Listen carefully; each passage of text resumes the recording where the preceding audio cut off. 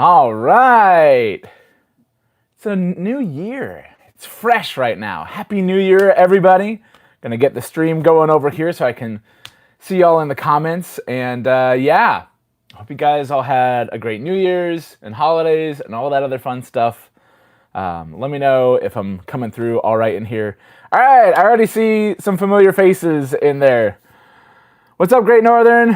What's up, Pilot Drummer? Thanks for joining us. It's both bittersweet and refreshing to be back to this being a Tuesday lunchtime solo act. When my son was on school break, it was a lot of fun including him with this, but also just having everybody at home and other things going on leading up to the stream, like the laptop fiasco and stuff like that.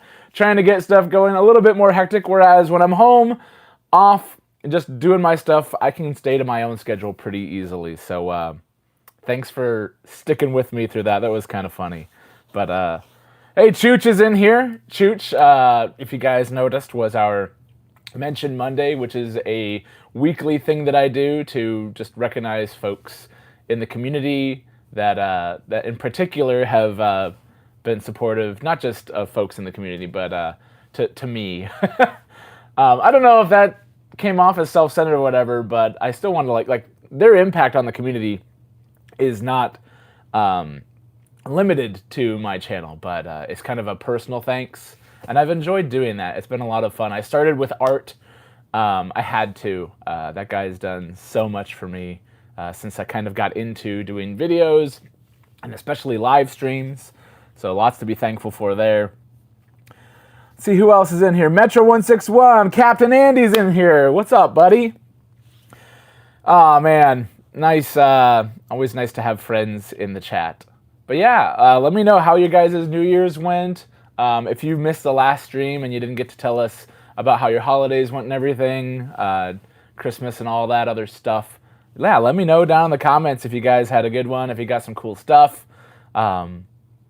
And while I'm waiting for those kind of to trickle through, you'll notice there's an orange box behind me. If you follow me on Instagram, you may have already seen what's in the box. I'm just going to move it out of the way. And it's funny because, like, I didn't really think about doing, like, a reveal or whatever. My birthday was last week, and I got myself a gift like I did last year. Last year I got myself the Northern Pacific engine that I had originally held out on because when I saw it in the catalog, it looked like it was going to be all wrong, and it only turned out to be sort of wrong. So that was enough for me to say, hey, you know what? I need a 10-wheeler. 1372's got a cool story. Let's get that. And that kind of made that decision around my birthday.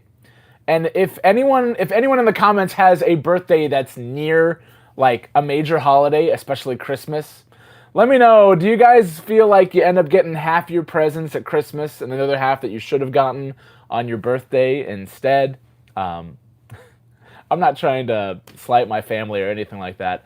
I always felt like as a kid, like I had a friend whose birthday was in July, and he always got a full compliment at Christmas and a full compliment on his birthday. And it's like, not fair.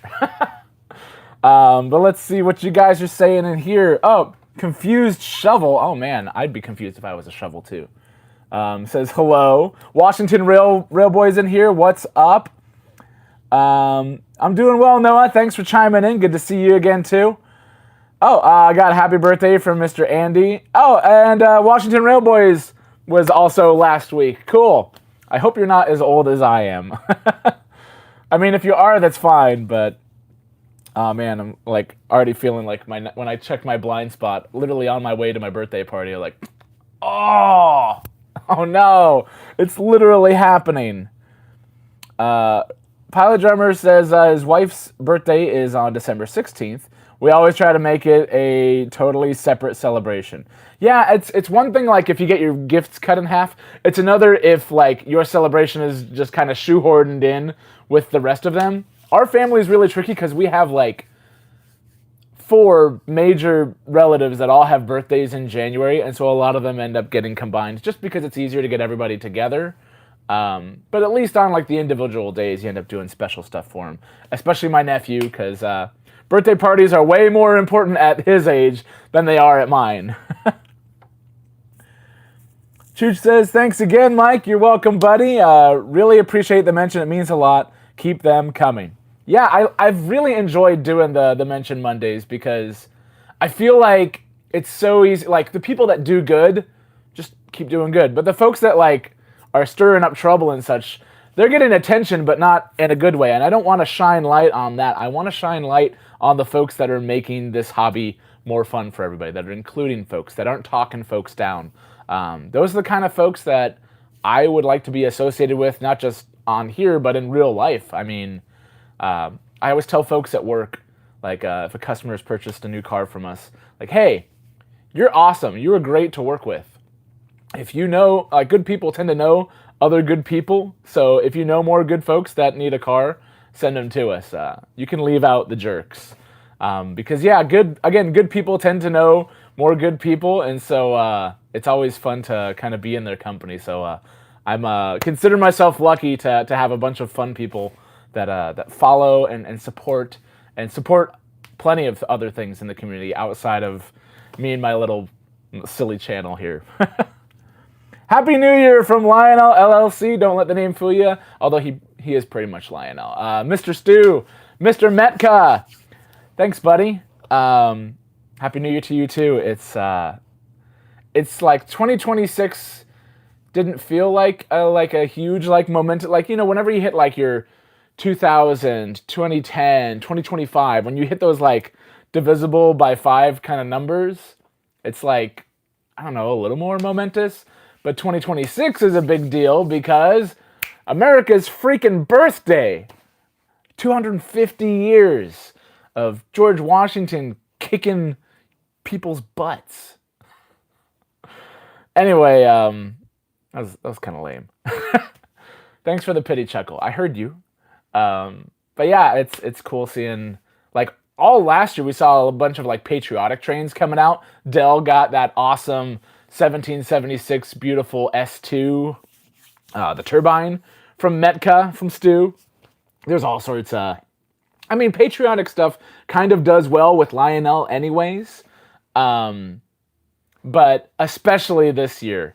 And so I'm curious to see with the catalog, and I'm curious to know what you guys either, like, if you've heard any like stories about things that might be in the catalog that's coming out soon, or if you just have things that you hope are in there. But I feel like this catalog is a little bit too late to get patriotic 1776, 2026 kind of stuff.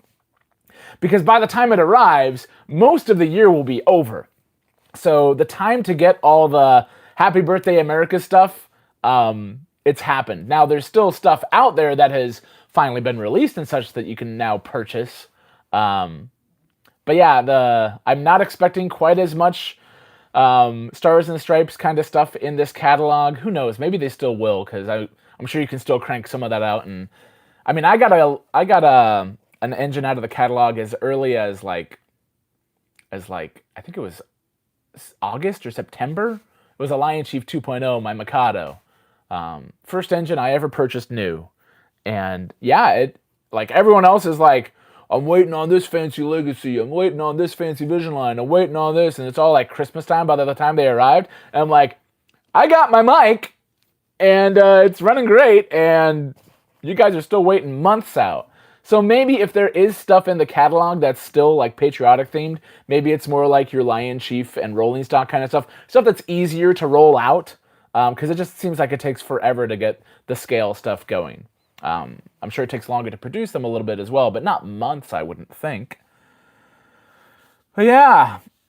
Oh, thanks, Andy, for reminding folks to hit the like button. Wait, we have a Christmas baby. John, Mr. Chooch is a Christmas baby. The baby Jesus. Good deal. Lionel catalog predictions or catalog wants. Yeah, that's kind of the thing. Great Northern mentioned this. It's like, folks like doing predictions for the catalogs, and I can predict all the livelong day. I'm really terrible, at least in the last couple of catalogs, at trying to predict what's coming. But also, the things that I want, they're probably not going to make. I really want Lionel to dig into their, past of K-line tooling and take like the Daylight and do a Lion Master Daylight because the engine already looks fantastic. Now just give it some modern controls and sounds and lighting and stuff like that, and you've got a winner. Now I've done what I can with the K-line ones that I've owned, and they're still fantastic engines. But it would be really cool to see a modernized take on something like that. But I know we won't see that. Would be really cool if they did it in the Freedom Train kind of colors, the American Freedom Train. Like if they released it like the K-line tooling with the Lion Chief 2.0 controls, because then that could technically come out, over the summer. Let's see. Aiden says, "Did you get yourself a birthday gift?" No, the birthday gift literally came in yesterday. Again, if you follow me on Instagram at the Secondhand Overland, you've already kind of seen this engine a little bit, and I want to talk about that here in a bit anyways. But yeah, switching from S scale back to O for the second time. Wow. I mean, S is really cool too. I don't know why you'd leave it other than, man, is it a bummer that there's just not more options out there for S.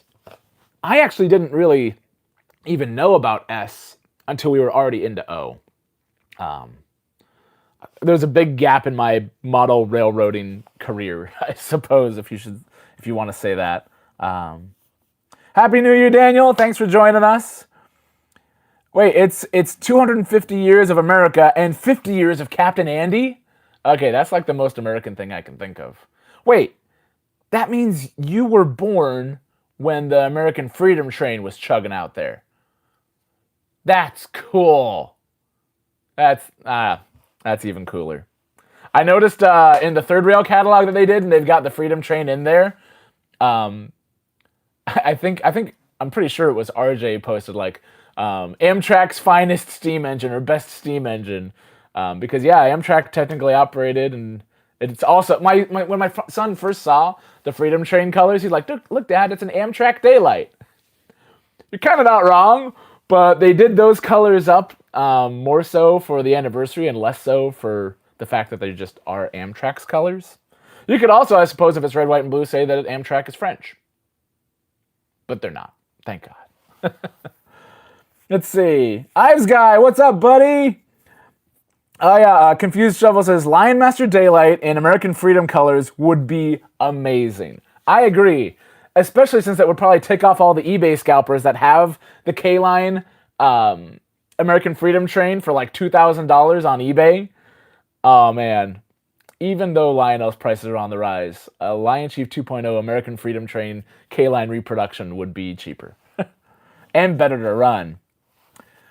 Great Northern says, MTH made some really awesome Freedom Train stuff many years ago. I think Lionel did buy the MTH Imperial GS4 to be used in a future Lion Master version. No. We don't need not the Imperial, not the Rail King stuff, because Rail King Steam, the proportions just aren't right. If they've got the K-Line tooling, they need to use the K-Line tooling, because there's so many separately applied details. Of all the semi-scale locomotives, the K-Line one is arguably the best looking one. I know it doesn't have the plow quite as far out in front as I'd like, but it still looks way better. Like, I mean, shoot, it's even got like the scale dummy coupler that you can swap out with the regular size one on the front. It's got a little chain going to... I mean, it's practically a size down legacy engine. I put my Daylight next to a scale legacy locomotive, and you can't tell the difference other than the fact that the Daylight is... My Daylight, the K-Line one, is smaller. That's why I have a lot of folks that have asked, why don't you run 844 and Daylight together? Because 844 is scale, and 844, the one that I have, is big. And I'm not saying that the semi-scale K-Line locomotives are small, but you can tell when you put them next to each other. It's funny, I feel like you can tell more an obvious difference between the K-Line Daylight and the scale Daylight than you can with like a Vision Line Big Boy and the Lion Master Big Boy. I don't know why that is, but like when I had both of them together here on the line and I was doing some size comparisons, the Vision Line one wasn't that much bigger. The scale Big Boy wasn't that much bigger than my Lion Master version. So I was kind of happy to see that it wasn't like super, super, super scaled down like others have done. What's going on, badass? Thanks for joining us. Good afternoon from B&O. All right, B&O Scale Model Railroad. I hope the cruise control stuff went well. I know he's waiting on, because he watched my video on the electric railroad cruise control thing, and the engine he got from me already has that installed in it. But he's waiting on some pickup rollers on the locomotive he's working on to like actually put it out on the track. But especially since like the ones that I've done have all been K-line, but K-line all has TMCC internals anyways. So I would hope that the same method for putting this in the K-line is identical to putting it in TMCC. Did you find out, Bunny? I didn't look. I was super busy yesterday when I asked you about that. I haven't looked it up to see, but I'd be curious to know. I hope it's just as seamless as it was for the K-line. Noah says, speaking of Northern Pacific, I heard NP got 1364 for the first time in 70 years. Yeah, that's awesome, actually. It almost makes me want to renumber my 1372 as 1364, especially since those locomotives aren't road number specific with the dialogue. So you don't hear one thing and see another. But yeah, that's really cool. It's a shame that 1372 isn't around anymore. But shoot, this guy's close enough. That'd be really cool if they pulled like excursions and stuff in the Pacific Northwest and recreated what Old Betsy was doing. That'd be really neat. If you don't know who Old Betsy is, watch my review on the Northern Pacific 10-wheeler that I got last year as I flap. Train Bro loves our videos. Thanks, man. I love the feedback. It keeps me going, keeping things positive. Now, if they suck, you can tell me too, and I'll make adjustments as I can. But like I was saying about doing the Mention Mondays, like with Chooch, I don't want to draw attention to the bad things. I want to draw attention to the good things that we have going in this community, and a big thing of that is you guys. So when you guys leave comments on stuff, that's encouraging, not just to me, but to anyone making videos about this hobby. The more videos we put out there about O-Gauge, the more they can't ignore us, I guess. I don't know. I know sometimes it gets a little crowded and gets a little flooded, and everyone and their mom has a live stream and all that stuff. And it's hard to stand out when there's so many of those going, but then as a result, it's really difficult to like, I can't follow 20 different legitimately good channels and stay on it. That's just, it's saturated almost. So I'm really thankful for the folks that have managed to follow and support and all that stuff with what we're doing here, because it does make it easier to make more stuff when you've got that kind of support. It means a lot, guys. It really does. I don't mean to get too sappy. Captain Andy is responding to Joe. Where's Joe? Oh, watch for those pirates. Oh, that's right. Captain Andy's got pirate radar. It's similar to pirate radio, but instead of it being pirated radio to other countries, it's heat-seeking pirate missiles that Andy gets to launch. And you get to see peg legs and eye patches go everywhere. Let's see. Joe says they're building Reading 2100 T1 into the Freedom Train here in Cleveland. I've been seeing that too. Now, are they just cosmetically restoring it, or are they actually going to run it? I forget. Let me know. I'm bad with some of these details and such in here. All right. Oh, thanks, Train Bro. Thanks again. B&O says, you're easily the most positive person in the YouTube/train community. Oh, thanks. I mean, it'd be really weird. Those of you, if you know my last name, you know that it would be really weird if somebody with my kind of last name was a jerk. I'm not trying to say that I was destined to be a good person or like put a crown on myself or anything silly like that. But man, like if your name was Happy Gilmore and you were a complete douche canoe, then people would be like, your first name's Happy. You haven't smiled in years, have you? I guess I was just doomed to smile all the time. My cheekbones are always killing me after these live streams, because like when I'm doing videos, I can take a break. But when I'm talking to you guys and I'm on a live stream either here or with 3 Rails for Dads, which I will plug in a moment, yeah, need some ibuprofen, some Tylenol after the shows, because it's I enjoy this way too much to be a curmudgeon about it. I do get upset about things, and I do get bent out of shape about stuff, but I try and put a positive spin on stuff as much as I possibly can, which is why I'm really bad at like clickbaity kind of stuff, because that's all like your negative Nancy sort of stuff. It just isn't me. You're not going to see a whole lot of that from me. Every now and then I do, and it just I feel like out of character. Not that I'm playing anything to you guys, but it doesn't seem like I must be grumpy if I have something to complain about, at least publicly. But yeah, 3 Rails, 4 Dads. Speaking of the catalog, I don't want to give you guys a date, also because I don't exactly know, but we're pretty certain on when we know the catalog is going to come out, and it's going to be the Thursday after the Lionel 2026 catalog comes out. We don't have a guest because we're doing the catalog, and we don't want to overshadow a guest with the catalog and such, but it's also just good to get together with those guys anyways. I'm always eternally jealous of how close they live to each other, and I get to see them once, maybe twice a year, depending on how often I manage to trek out to Pennsylvania land and such. Art's not exactly close, but he's close enough to be able to still see Dell and Ray. Dell and Ray are practically neighbors, it seems like. Those guys should be buds. I mean, they are, but it's a bummer when I live far away. Now, I do have friends in the train community that live closer. Hopefully going to get to see TDKC here either end of this month or beginning of next. And Sleeves Rail Archives also lives out here. I think I'm going to see him soon. Don with My Train Room, he's up the road in Arlington. I need to see him, especially in the spring, for some plans here that I'll tell you about in a moment. But yeah, lots of fun stuff going on. Oh, speaking of Dell, I see him in there.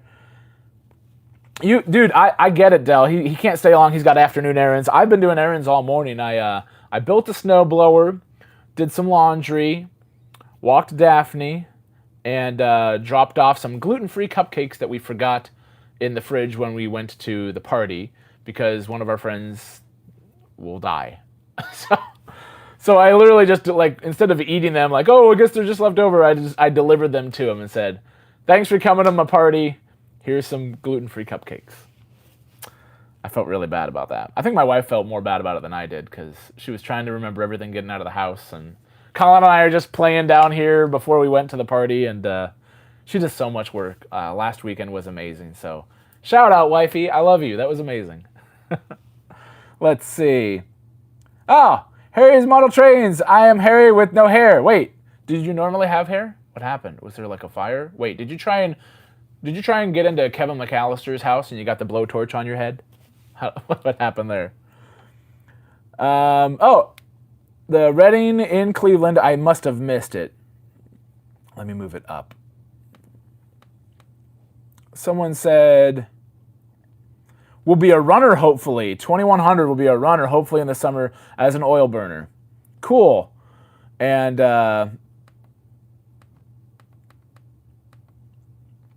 let's see what else. Good morning, Mike from Glen. Hey, what's up, Arizona? Welcome to the stream. I can't remember, is Arizona Mountain Time or is it Pacific Time? I want to say it's Mountain Time. That couch cushion over your left shoulder looks like a face with a nose and a... Oh my God, it does. I can't unsee that. A little freaky. It's like... And it was like pointed towards me too. Okay, enough about creepy things in my couch. Other than me. Matt's in here too. Hey, what's up? Thanks for joining us. Let's see, Trainbro says, you guys got some really cool trades for Christmas. I love the blue train. It reminds me when I was a kid and my dad would play Johnny Cash train songs while driving to train shows. Good memories. Yep, that's definitely something that we do. You've got to have, like, I like AC/DC, but I can't listen to a whole album of him because it literally makes my throat hurt. Just listening to it. So our train playlist Has a bunch of different artists built into it, but there's definitely lots of Johnny Cash. You kind of can't have a Train playlist without Johnny Cash in there. He just made too many songs about them. Oh, Harry says he shaves his head daily. Oh, so you were bald to begin with. Great. I can't quite tell that in your picture on here. That's fine. Wait, the face is still there? No, stop. Is it gone? Did I kill it? Mountain Standard Time in Arizona. Okay, cool. Chooch and Captain. Oh, Dell's just saying hi to them. Let's see. I need to read the name first before I start reading the comment on here. I guess while you guys are saying hi to each other, I'm going to show you what's in this orange box. Some orange box goodness. Let's see. Did I do that right? So that way it's still blocking it, or can you guys still see it there? Did I do it? I'm looking at my replay. There we go. Yep. So I got this in the mail from Trains the other day. And I kind of already had this engine, and I'll tell you about that in a sec, but I'm tired of holding up the box. So I've got a Union Pacific GP7. It's a Lionel Legacy example of it. And I didn't know this until actually doing the research on this engine, because I saw it show up and I'm like, oh, it's a scale version. Because I have the line. I mean, my Lion Chief version is scale size. It's just Lion Chief details. It's older tooling and such, so it's not quite as detailed. It's still nice. Nice and rugged, though, too, especially when we were starting out, especially when we were on carpet. That was one that, like, my son could knock over and it'd be fine. But I wanted something a little more detailed to go with my more of my Legacy and K-Line kind of stuff. And yeah, I found out that Union Pacific ran their GP7s long hood forward. They also did that with their SD7s. Those are cool. Those have like 6-wheel trucks. But yeah, so I've got, here, I'll get it off the line so you guys can see. Boop. Yeah. It just looks neat. Like the other GP7, the more common tooling that you see for GP7s, doesn't have this kind of bulged out section here. I always think they kind of look like hot rods when they have like things that are coming out of them. It's like putting a hood scoop on a car. Like, oh, well, that's a little different. But so I'm told that I'm really bad with diesel info. I'm getting better at it. But I'm told that engines that had this had dynamic braking, which is cool. I still don't know what this tumor up here is for, this little box that's between the stack and the front motor, because the regular GP7s typically don't have that. I'm sure it's some sort of like cooling fan or something. Maybe it's something to do with maybe they did do supercharged versions of these as well. But the details on this are fantastic. And it's even got a little light up top. I think the light might technically be too new for what we do here, but GP7s were definitely around during the time of all my other locomotives here, so I'm not as worried about it. But it's cool to have another long hood forward. The only other long hood forward diesel that I have is the Fairbanks Morse one that I got, the Rock Island one. But also, what I really like is, at first I'm like, why do you need 4 headlights up front? That seems excessive. The bottom 2 are your standard headlights. The top 2, there's a red marker light and a flashing Mars light in the top. And so not only is it directional, you've also got little marker lights up here with red, with blue, green and red lights, and when you reverse, it changes that as well. So the lighting on this is really nice. Plus, oh, I didn't even notice. I think it's got little windows that even can like fold out here on the side. Gosh, so detailed. But the other thing that I like about this guy is that it's an older Legacy diesel, which means that it has road number specific crew dialogue. And you guys know I'm a sucker for that stuff. Plus, diesels, at least for Lionel, haven't advanced so much with features that you feel like you're losing out on much, because electrocouplers, Odyssey 2, nice lighting, directional lighting in this case too, that's really cool. The sounds are really great on this. They haven't changed a whole lot with diesel sounds, at least on these GP7s. There's still loads of separately applied details all over this thing, so it's not like you're getting better tooling, because they knocked it out of the park with this one.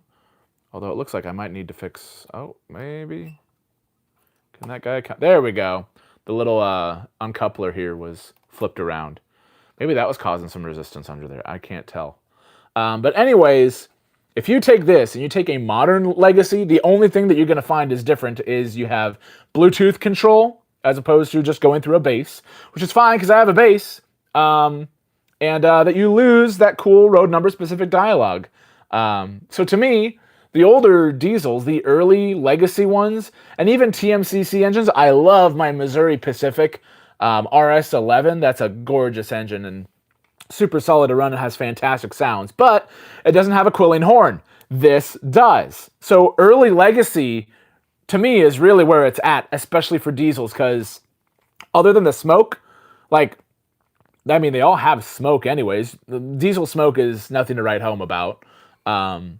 Steam, you can get cylinder steam and different chuffs and different per revolution sounds and whistle steam and all that other stuff. Diesel, you don't get that anyway, so you're not missing as many features going with an older diesel as you are going with an older steam engine. So you pick up road number specific dialogue, you give it all these fantastic details, the same buttery smooth control as all the modern stuff, all you're losing really is Bluetooth. Yeah, this thing all day, and this cost me less than the used Lion Chief that I found that was less detailed than this thing.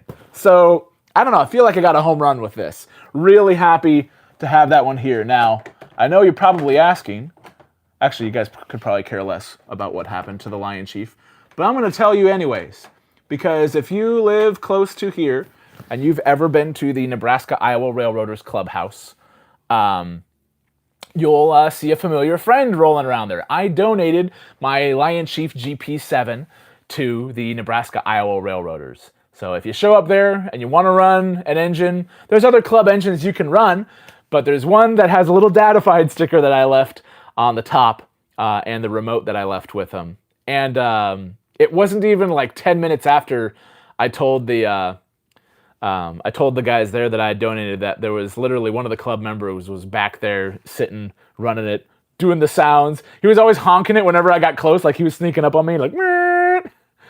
He was having a ball with it. I was so happy to see it getting enjoyed so quickly. So yeah, if you want to run an engine that was on the secondhand overland, there you go. Not that it's like celebrity status or anything, but I don't know. I thought that was better than trying to resell it or try and flip it or whatever. I thought that it could have a better life there. And I've donated several freight cars and stuff to them too, just because the stuff that was at the club was getting so beat up. Everyone keeps all the good stuff for themselves, so it's nice to give them some good, solid, nice, I said nice twice, stuff here. Let's see, I probably missed a bunch while I was doing my GP7 thing, so let me scroll up and see if I can catch some of this. I think it started around here with Brandon Green saying, I see it. Oh, yep, nice engine. Thanks, Brandon. And then Harry says, I'm a Norfolk Southern guy, but the engine is nice. Yep, don't worry, you'll be a UP guy eventually, because, no, I'm not going to make that joke. That's insensitive. That's too soon. And it still hasn't happened yet, so who knows? I believe that's a winterization hatch. Cool, I haven't heard that yet. Thanks, Confused Shovel. You don't sound that confused if you know what that is. Good deal. It's not the tumor. Thanks, Captain Andy. Nathan's in here. What's up? Thanks for joining us. Joe says, I wish Lionel would do a road name specific on all engines. They did. And then they took it away. I on two fronts, I understand why Legacy is generic crew dialogue. One, it's more expensive to offer more road names, each with their own road number specific dialogue in them. So to give us more variety from engines, like all these different fantasy schemes, especially stuff like that, it made sense for Legacy to go to a generic dialogue. It's not bad generic dialogue, but once you've had like 4 or 5 Legacy engines, you start to get some repeats in there, and it starts to get kind of lame. The sounds are getting too generic. Even the whistles are getting too generic. I feel like I've heard the same whistles for several years now. Whereas your older TMCC stuff and your early Legacy stuff really had some nice sounds, some real specific stuff to them. But then also, they, as a result, neutered the Legacy line, if you ask me, because all the road number specific dialogue is in the fancier, more expensive Vision line stuff. Unless you're looking at brass hybrids. 90, the brass hybrid has it. I don't know. Let me know. Do the Challenger brass hybrids have road number specific? That would be really cool if they did. But supposedly the K4 catalog that came out last fall, those brass hybrids are going to have road number specific dialogue. Not the die-cast versions of the K4s, but all the cool, like, streamlined ones and such, the brass ones. Those are going to have road number specific dialogue in Legacy again. So they have done it, but they've done it on really, really high-end ones. And it's like, shoot. It's nice being able to pay, you know, $250-ish less for this guy, dollars for a diesel with road number specific dialogue. It's just really nice. I know a lot of guys don't care about road number specific or just dialogue in general. They just honk the horn, do the bell, and that's that.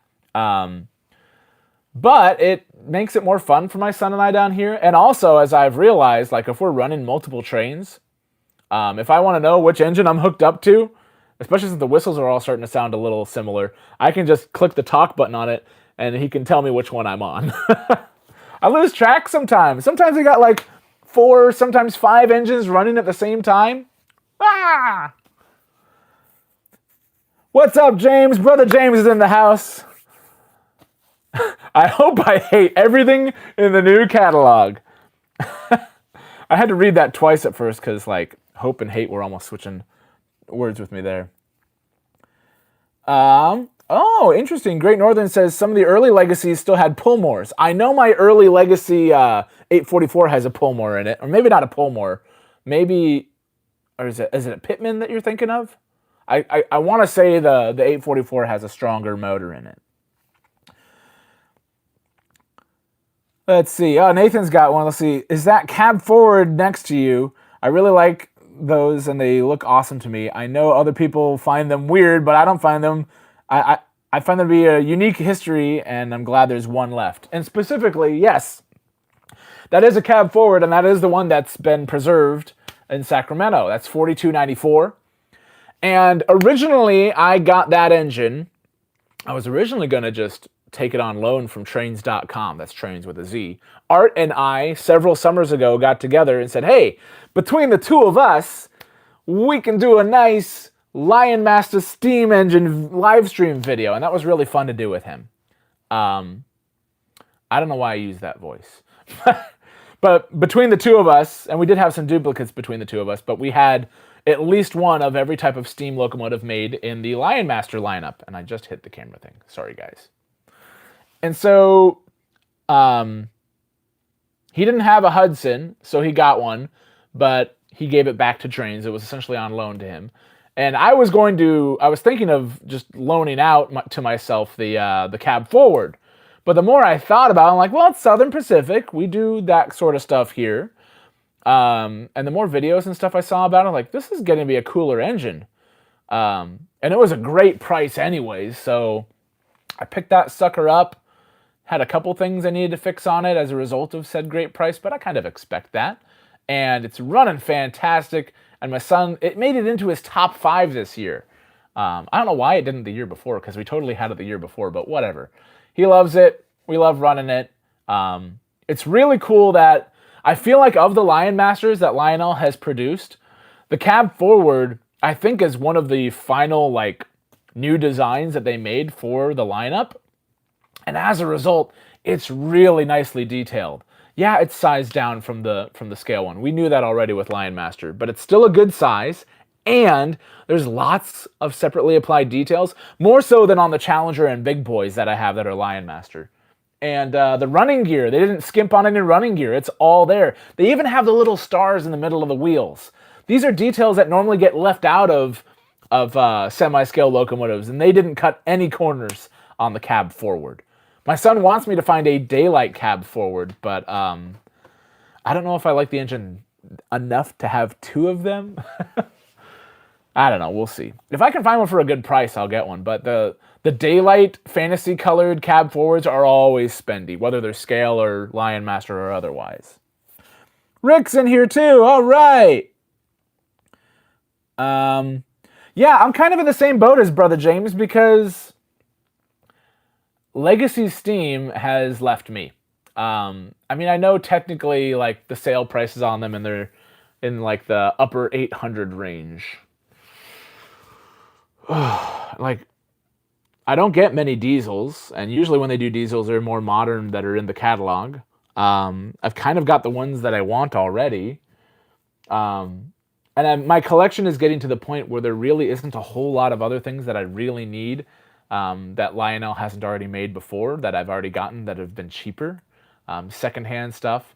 Plus, I'll probably just wait to see if I do get any new engines, it's probably going to be somebody's cool custom run, Metka or otherwise.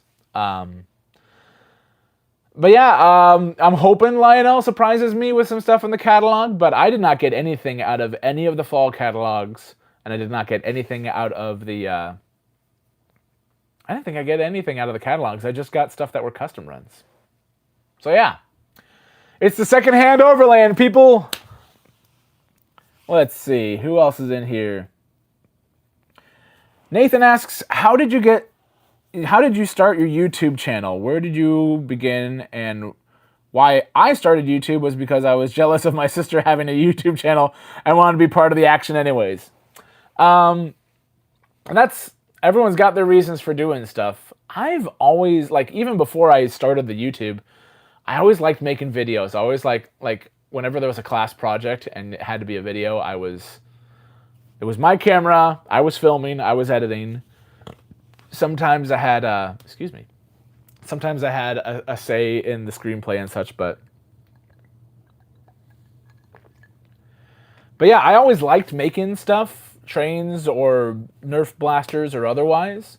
And so to me, just like the filmmaking aspect of it was always kind of cool that I don't have to go to Hollywood. I can stay in Omaha, Nebraska and make cool videos. And YouTube was a platform to be able to broadcast that to much more than just friends and family that came over to watch a VHS tape. So, but I kind of was out of the YouTube thing for a while. Just didn't really have the time or the interest to do it. I still liked making stuff, but I didn't think that I was making stuff interesting enough to be able to say, hey, this belongs on a world stage. And then I started doing stuff with my son, and I realized that, hey, this is a lot of fun. This might be a fun way to document stuff. Kind of like a fancy way of doing home movies. And then I noticed when we started doing Dadified, and we started doing all of our different realms of things that we did, that you guys really liked the train stuff. And then, because we had been watching RBP trains long before we got started with YouTube, with Dadified. When my son got his first Lionel set for Christmas, I was trying to find ways to expand stuff, and he was one of the first guys that showed up. And his energy and positive attitude and all that stuff was something that was appealing to me. We were kind of like-minded, I suppose, in that aspect as well. And so I started watching his stuff, and when we saw him do the RBP and Friends thing, I'm like, well, I like making videos anyway, so I've got to submit something to him. I was just a bystander at that point. And we were starting to work on stuff, and that was around the time we were building our layout. And so I sent him a video, and then right before, actually it was after the deadline, I think. I said, man, I really wish, we just built the layout. I really wish I had this included in my RBP and Friends train submission, because you'd get to see more than just a hypothetical on the floor. You'd get to see what we were doing. And Chris reached out to me and said, hey, do you have new footage of the new layout? I've still got time in editing. Can you send me something new? And I'm like, first of all, this is way cool that this guy that we've been watching on YouTube reached out and asked and seemed excited about this. And so I sent it to him. We reshot stuff. I was so excited I did it in less than a day. It was super quick turnaround for me. And I sent it in, and I was just sitting around the pool at my parents' house with my son, and I see the notification for the RBP and Friends video come up, part 1. Oh, he probably shoehorned us into part 2 because we were kind of late to the party, but cool. And we pull it up, and right out of the gates is Dadified, is me and my son doing our thing, and the layout was fresh and all that stuff. And I'm like, wow, that completely exceeded my expectations. So between him and between all the positive encouragement that we had seen online, that summer we went from Dadified sort of being like a, hey, I'm doing stuff with my kid sort of thing, to I'm doing stuff with my kid, but now I'm a kid again too, because now I get to play with trains, and we like, this is an adventure for both of us. I'm making more of the stuff because I have more time. He has a little bit less thought into this whole thing than I do. And as he grows into it, and as he does more, and as he figures more stuff out, shoot, who knows? Maybe he'll be narrating one of these someday. He's pretty good at it. But yeah, that's a long version of how we got started. It's like a 5-minute explanation. I'm sorry, everybody. Trainbro said, I also pre-ordered passenger cars from Mr. Muffin. Cool, what cars did you get? And then James says, please no Allegheny or a Centennial, or I'm gonna be broke again. Oh yeah, they haven't done a Centennial in a while. That'd be a cool one.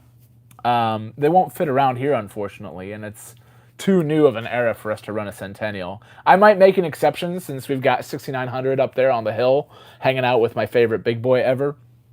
We'll see. If it fits, I would make an exception.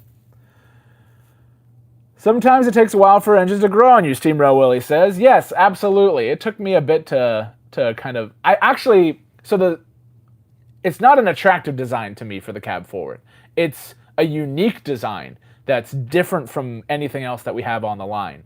Pair that on with the fact that it's really nicely detailed. I really like that engine too.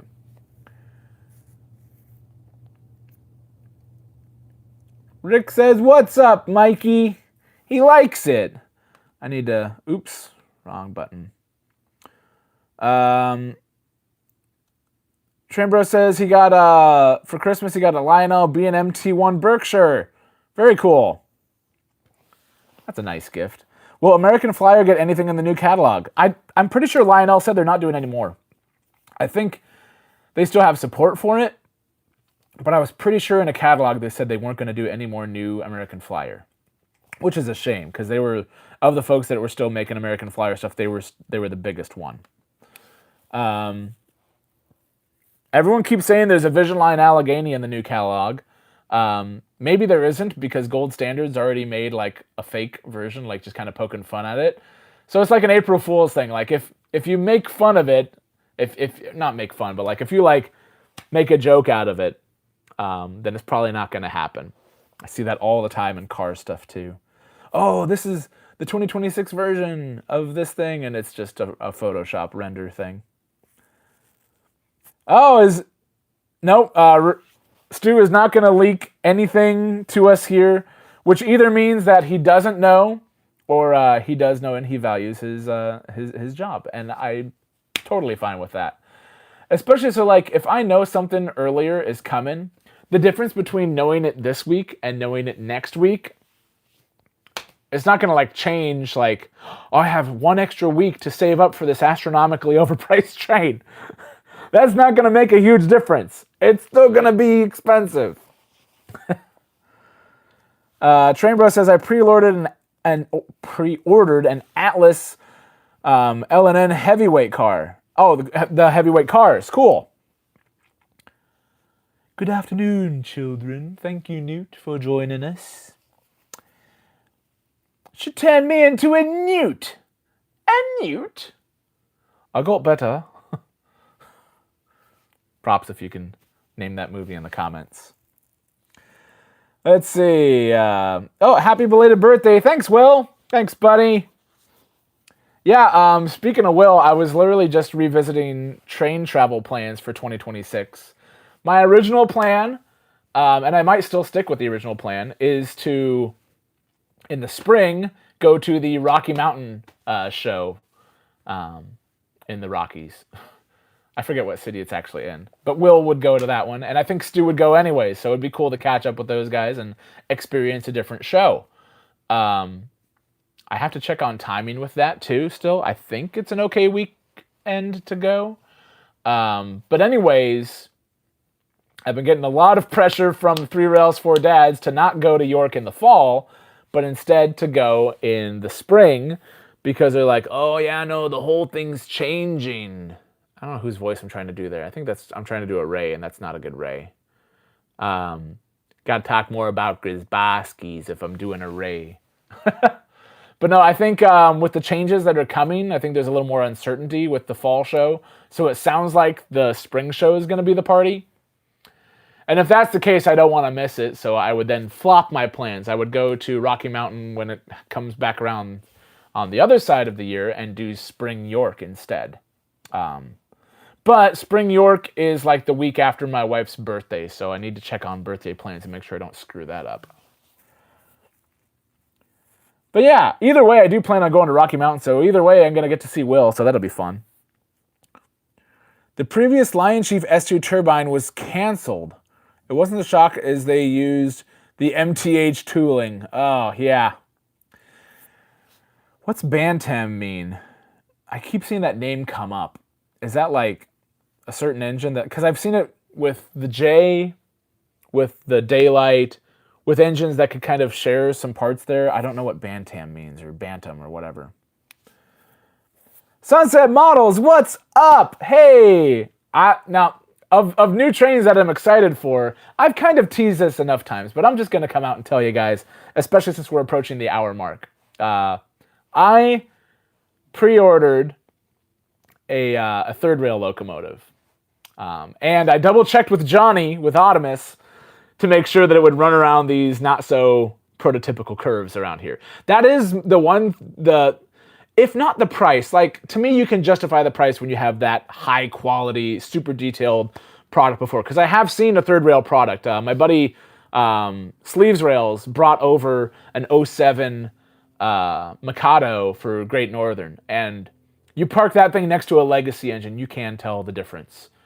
You can't tell it with the sounds. Hopefully there's something they can do with the sounds on the TMCC side of things. But that engine is just absolutely gorgeous. Like, Legacy looks good. Third rail looks amazing. But yeah, his Mikado makes his way around here, but those things are practically unobtainium to find in 3 rail. And I also wanted to get something that I knew that nobody else would make in 3 rail. So I pre-ordered the Sunbeam. I know it's going to look a lot like my Daylight-ish, but I've already got cars that I can run with it, thanks to that Daylight. And Johnny told me to work around 048. And that, again, my layout prevents me from getting bigger scale engines, and as a result prevents me from getting a lot of larger... Like, if you're going to collect high-end stuff like that, you really should have 072. You really should have a bigger, fancier layout for them to run properly on. But yeah, super stoked. And it sounds like, because I was looking at the catalog, and Jay was super cool and told me, because I reached out and messaged him, like, hey, I didn't see on your calendar of release date stuff of those Pacifics. So... are those so far out that they're not on the calendar? That would be a shame. I was just curious if he had an update on that. And he's like, yeah, we literally just ran out of room on that chart. But around the same time as the mountains, the Pacific should be coming out. So really excited to have a third rail engine. And because nobody makes a Sunbeam. And that's Midwest Daylight territory. Because those operated just south of here. In Texas, between Dallas and Houston. So we've been adding more Texas to the line. The Texas Special, obviously, in Frisco and Missouri Pacific-ish, Rock Island to an extent. Obviously, the Katy. So cool to have some more Texas here because Southern Pacific had a pretty big presence there.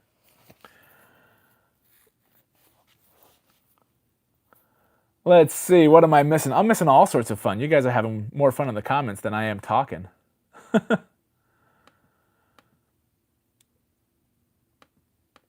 Let's see. Oh, yes, Aiden, it's the real Sunset Models. Jay doesn't mess around.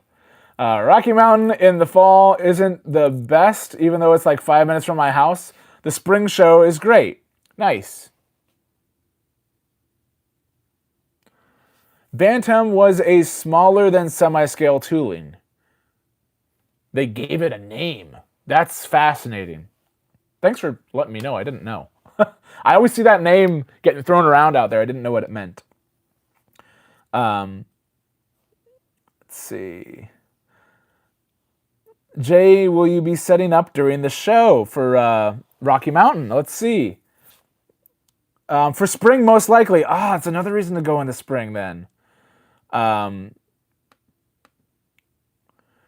Choo Choo Stew, hopefully you are coming to the show in the spring. And it's a 50-50 right now for Stu. So, oh, cool. And he already chimed in on the Sunbeam. The Sunbeam will be great. The first time she's ever been offered an O. I know, that's, again, like, so I have so many engines in my collection. And other manufacturers do such a great job of just re-releasing the same stuff with some updated tooling and different electronics. And so to see an engine that hasn't ever been released in O is like, bonus! Not to downplay the beautiful the Daylight that they just revealed in the other catalog, but a lot of folks have a Daylight. I have a Daylight. I'm pretty sure a Sunset model's Daylight wouldn't fit around these rails anyways, even though I'm pretty sure the Lionel one can, because it's rated for 054, but I'm pretty sure if it's anything like my 844, it can make its way around 048. But yeah, so not to downplay the Daylight, but the Daylight's been done a bunch. It's going to look amazing though. But I'm really excited for that Sunbeam because the Sunbeam hasn't been done a bunch, or in this case, ever. So they're the only, I mean, that's why I went out of my way to get a Right of Way Industries Bull Moose, because nobody else really makes one in O. I did find out there was a brass company that made a Bull Moose, but they're unobtainium. They're impossible to find. Plus, the scale Bull Mooses probably don't cheat like the right-of-way engines do with the double articulated kind of stuff like the Lion Masters do, but it's a scale size engine, so it's nice and big and beefy, and it can pull like cars all day long. So I'm kind of glad, even if they did make a scale, like right-of-way made one, or somebody else, or even Lionel makes a scale Bull Moose, even though it would have nicer electronics and details and all that stuff, it just physically wouldn't be able to fit around this line. So I'm keeping my right away. The Bull Moose is awesome. He even made it into my top 10. Top 5, sorry. Top 10 between my son and I. That was a fun video to do. Let me know in you guys in the comments if you watched that, if you enjoyed it, and if there's anything that you like in our collection here that you would have liked to see make that list. Let's see. The chart was difficult to fit everything. Yes, Jay's chiming in here again. But the Pacifics are strong, and the design will begin soon. Headed to China on Thursday to lay out 2026. Wow, you're actually going. Cool. And the Mollies, yeah, I know a lot of folks are excited about the Mollies. Texas and the Pacific 482. Ken's Back Shop. What are you talking about? Oh, the Mountain. Yeah, those are beautiful engines. Honestly, I was kind of wondering if I should have gotten the recent Lionel Legacy Mountains, but I already had a Mountain and I already sold it. So to get another one seemed a little bit redundant.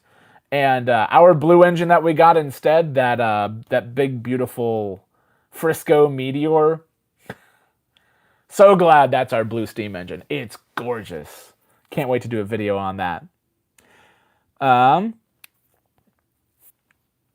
Actually, speaking of 2026 and plans and such like that, other than like new stuff that you guys are getting, I've got stuff I want to make videos on, but I only do one a week.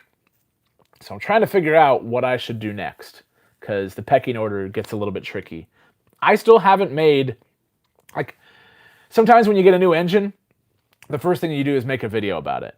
But sometimes I don't. Sometimes I never make a video about them. Like, I have them in enough other films and enough other videos, and I talk about them enough that they really don't need a review, or the review has been done a lot anyways. Stu's Little Green here. I love that engine. He's up on our top line right now. I'm staring at it right now. Hey, Little Green. Chris's Trains and Things did a fantastic review specifically on that locomotive. In fact, I think the one that he reviewed was on sale at the York Train Show where I got this guy. I don't think I got his version, but still. He did a great video on it, so I don't need to do another great video on it. So sometimes I skip them for those reasons. I might do one on the GP9. I'm thinking about doing a video on early legacy because I think it's really overlooked right now because early legacy engines are getting really affordable. In the same way that like last year I was saying, hey, don't sleep on TMCC, they're great engines. And they are, but the reason the legacy tax is more is because that nicer speed control with Odyssey 2, and you get, quilling whistles and horns and stuff like that. There's just more features to have on legacy. So when you're getting legacy features for TMCC price, that to me is the find of the century. And 2026 is going to be a big year of secondhand finds for me. And we call our railroad the secondhand overland. I never say that. I never say the secondhand overland, ever. But yeah, so I think this year more than any, I'm going to focus on finding stuff secondhand and helping you guys find stuff secondhand and stuff to look for and ways to research things because secondhand is a little bit scarier because, okay, if Lionel sells you something that falls apart, okay, you can mail it back to him for warranty. You get something on eBay, you just return it. You don't get that engine again. And sometimes they're hard to find. So having some repair stuff in your back pocket, some simple abilities to be able to do, things to check for.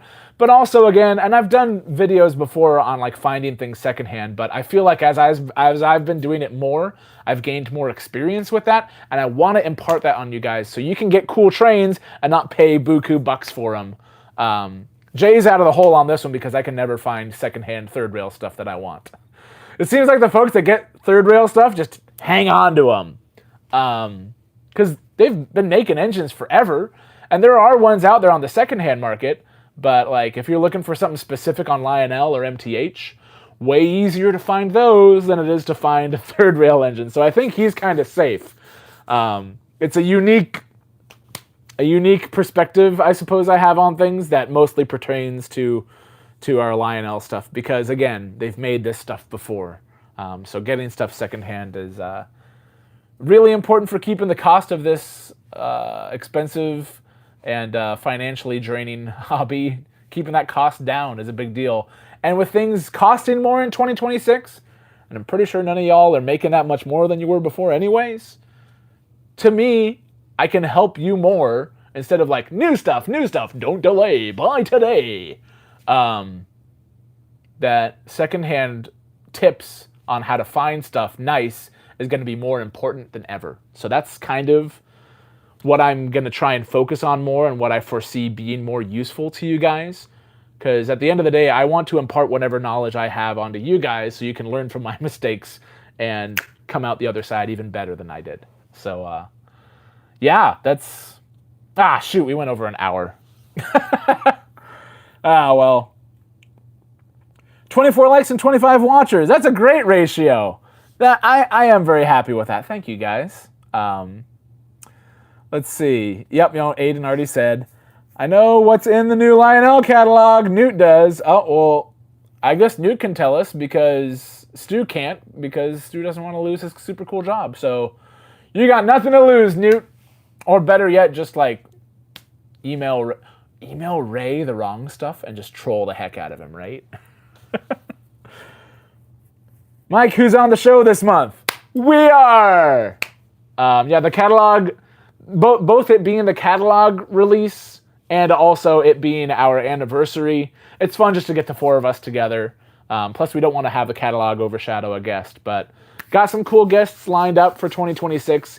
Really hoping to see, if you guys aren't already subscribed to Three Rails, Four Dads, please do. We work really hard on that show, and it's always a fun time. Art does a ton of work on that. Not to overshadow the work that Del and Ray and myself do for it, but Art is the lifeblood of that show. So, yeah, I really want to see that thing take off in 2026. That's another kind of goal I want to have. put more effort into kind of spreading the word on that and getting more people on board with watching those shows. The rewatching shows, grab some popcorn, sit back, relax, and there's some fun shows that we've done. They're all fun, but some of them are really fun, right, Stu? Let's see. Remote holders out on the market. Yeah, these have been fantastic. I love that. Although, I felt really stupid because my brother-in-law is like, yeah, if you can get me the file, this is like 10 cents worth of filament, and these were like $12. Feeling slightly stupid there, but okay.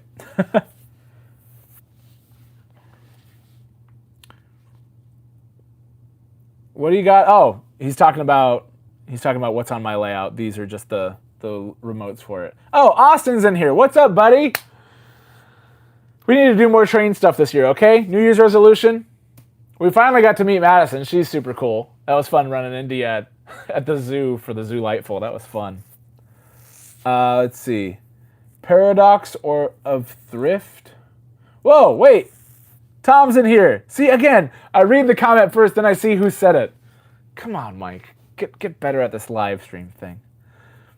Harry says, with me replaced my HO inventory with O, secondhand will be a big part of that. Yeah, it should be a big...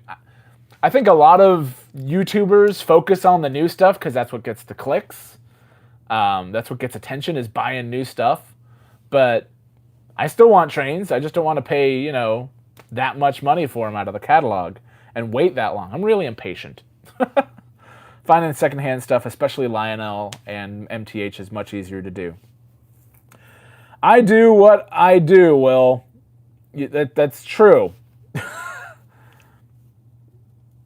Yep. Now, that'd be really funny if the Vision Line Allegheny post ends up coming true and he just trolled the heck out of us. Or maybe that's what he's actually doing and he is trolling the heck out of us. The world may never know until next week. I didn't say the catalog's coming out next week. I didn't say that. Dang it, I just did. Yeah, 2026 will be our year then, Austin. Sounds good to me, buddy. Stu is alluding to nothing.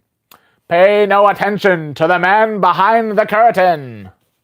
I am Oz.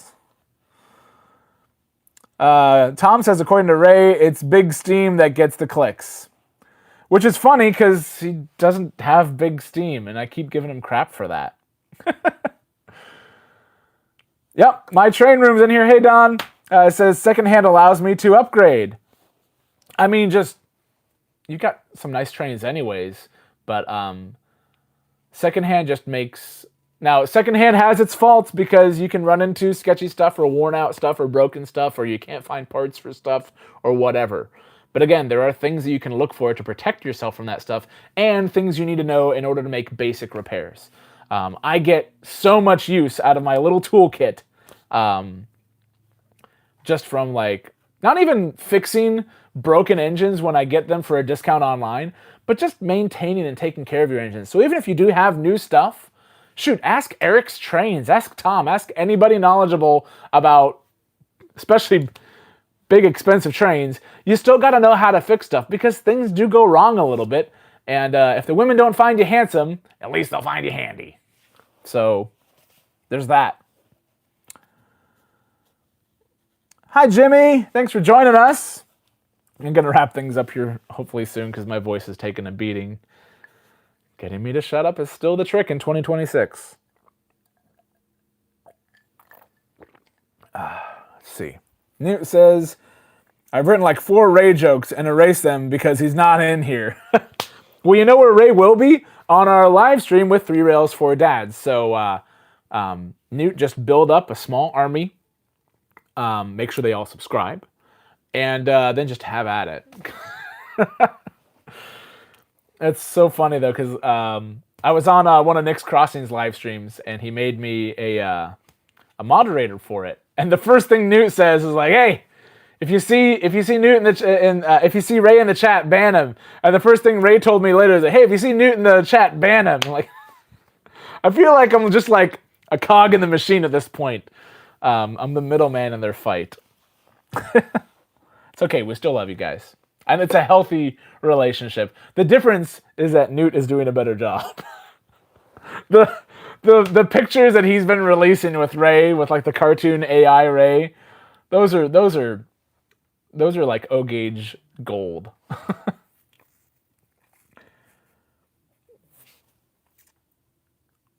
Steamer Willie says, I think someone in a Facebook group said they were sold out. Sold out of what? Out of these? If they did, I just bought the last two, apparently. But no, I need to find the file for that so we can just make a bunch of them. Whoa, Johnny Diggins says he'll be in the Nebraska-Iowa Railroaders in Papillion Landing. Oh, for the show. There's a big show in March. I need to get the dates for that. Nebraska-Iowa Railroaders has their big annual... They have 2 annual shows. There's a holiday one and the big one. So I need to get the dates for that and figure out when that is. That's also probably when TDKC is going to come up, too. Hello, TK Wayne, or... Is it just TK Wayne? I don't know. Hi. I am the rope in their game of tug of war. Mr. Steamrail Willie, yeah, you're probably right there. Oh, man. Other stuff I'm doing this year, or want to do this year. Scenery. It's kind of become an accidental tradition of when we take down Christmas on the elevated line, that I also end up like redoing the elevated line. Because I always have grandiose ideas of what to do with the elevated line, and then I start taking things apart, and then I rush whatever idea I had, and it ends up being like, it's good enough to get by. And then as time goes on, I realize, I should have done this, should have done that, should have designed it this way, this is all wrong, this falls apart all the time. So in the spring, when the snow thaws from this mountain over here, the elevated line's getting redone again because I'm going to use different scenery techniques, and I might even be adding another elevated loop. Might be having some fun with kind of mountain scenery kind of stuff. Although I wonder if that'll get too tall.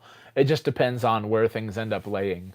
Because right now, if I put it on that top level, it's way too high. But it's also maybe a whole nother level higher than it needs to be just because it's built on a cardboard box that was a child seat box from my son. That's what you do when you're a dad. You get a big box and it's like, all right, I'm going to use this to make scenery out of. Or when you get a box with your, all your crinkled up paper, you just spray paint it gray and you make that rock formations.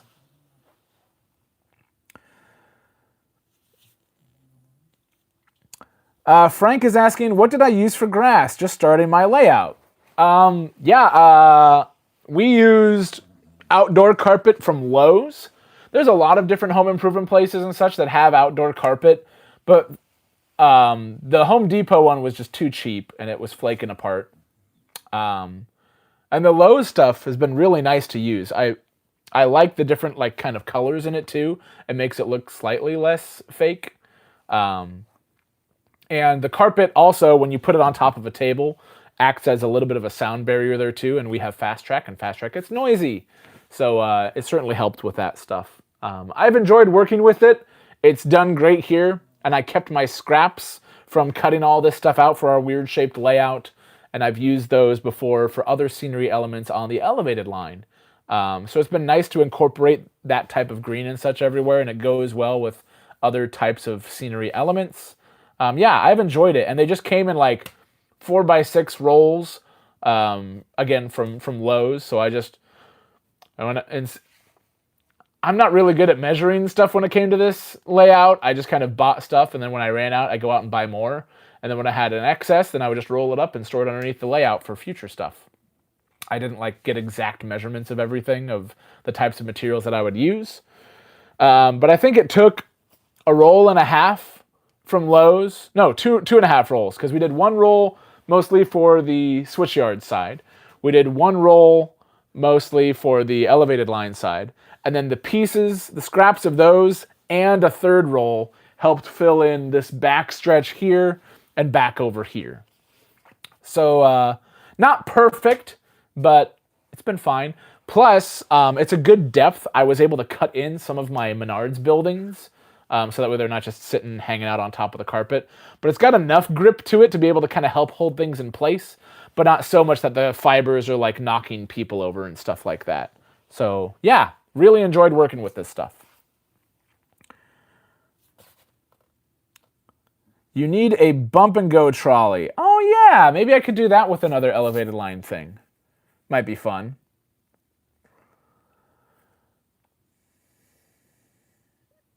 Uh-oh. You guys are trying to get me to an hour and a half show, and we're already at an hour and 15 minutes. Yeah, my voice is starting to feel it, and I got more stuff I need to do today. Son's going to the dentist. He's been losing teeth. He's not going to the dentist because he's losing teeth. This is just when his appointment was made. But yeah, he had a pretty nasty snaggle tooth for a minute there, and then he was like tickling me and like being silly on the couch and bit me. Not like fangoriously devoured Dad or anything, but I think he was trying to be a monster or something. And I was like, ah! So I pulled my arm away and pulled his tooth out. And he's like, like, oh yeah, no, it's okay, buddy. A little bit of blood, we're just gonna tell. It's okay. My wife comes up, she's like, what happened? His tooth came out. What did you do? Did you pull it out? Sorta. I pulled my arm out of his mouth, and the tooth came with it. And then the other front one is going too. So we missed Christmas because all he wants for Christmas is his two front teeth, right? Do people even know that song anymore? I don't know. MTH Trolley has a die-cast chassis, is a little better than the Lionel one. Good to know. Yeah, I think what did I use to put it down? Glue or nails? The carpet. I used staples because if I had glued everything down, then when I needed to take stuff up, it would be a pain. So if things were permanent and I really wanted things to be where they were, then I would have glued it. But we just kind of staple gunned everything down. It's worked well enough, and it's kid-proof. You can roll his cars around on it, and like the people can kind of stand up on it without falling over. Little banjo guy. But yeah, well, this is a fun way to start 2026, and got more stuff coming. So if you're new, welcome. Subscribe and hit the bell. I know they always say subscribe, but YouTube doesn't tell you that I've made a video unless it's doing well or unless you've got notifications on. And I don't want to say like, oh, my videos are good, you should watch all of them. But I feel like just some of the topics, if you subscribe because you like what we do, you should like most of what we're doing anyways. But because it doesn't appeal to a broad, wide, clickbaity kind of audience, sometimes I don't do well. I have folks ask me all the time, hey, make a video on this. I did. I haven't seen it. Okay, here's the link. Hey, how do you do this? I made a video on that. But clearly it didn't do well enough because nobody's seen it. So here's the link. Check it out.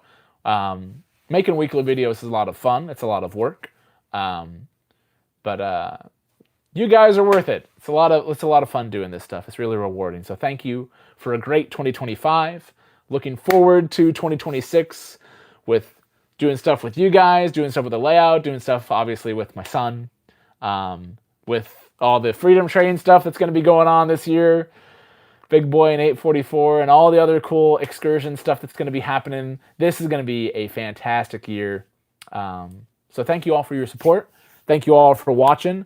Leave a like if you haven't already, and we'll see you all on the next one.